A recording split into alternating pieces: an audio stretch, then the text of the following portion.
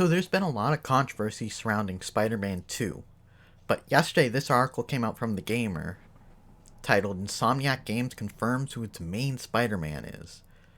And this originally came from an interview from IO9, which is part of Gizmodo, I guess.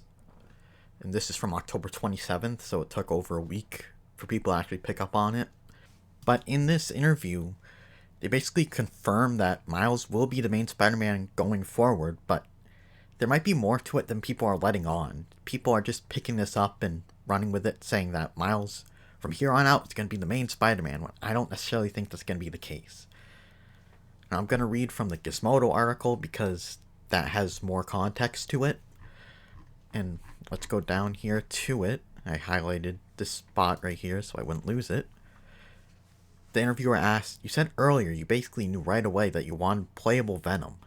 Does that also apply to ending this game with Miles as the main Spider-Man from now on?" And Morris, who's a writer on this game, said it always felt very natural. "I think we all collectively thought it would happen. To me, it shows a great deal of evolution from Miles. At the beginning of the game, we see him struggling to figure out what he wants to do with his life. By the end, we had Miles carrying the burden of saving the city, and also carrying Pete when Pete wasn't strong enough to carry himself at various points. That's what's been so cool about writing a story about two Spider-Men. They're both strong, and one of them can be strong when the other is not. By the end, Miles is more confident. He's like, yeah, I got this. How much worse can things get after what we just went through?"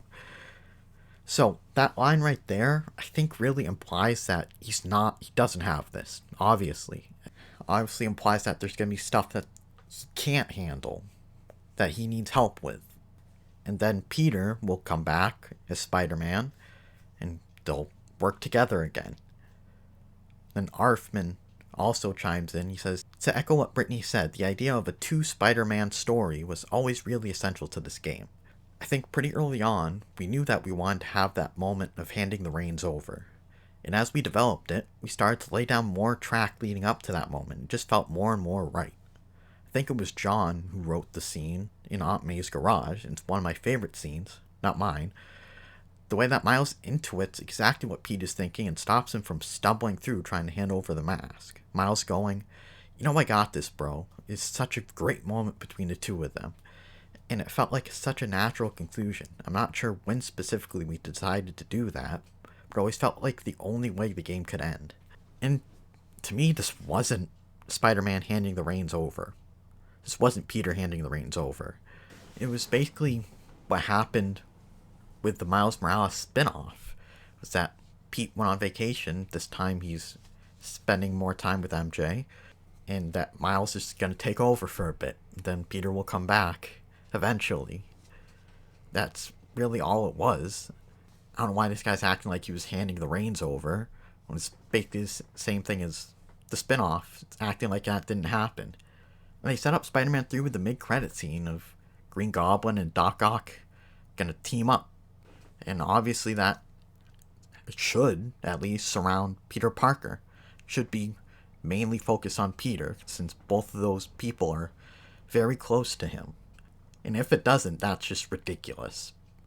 But it obviously should, so he should be the main focus of Spider-Man 3. So it seems to me that this is framed in a bad way, that they're really just talking about the next DLC or spin-off, whatever they do with Miles, and that Peter's going to be back for Spider-Man 3. Maybe he retires at the end. That would be a stupid decision, because Miles Morales can't carry the franchise. So I just looked up the numbers for Spider-Man Miles Morales, how much that sold.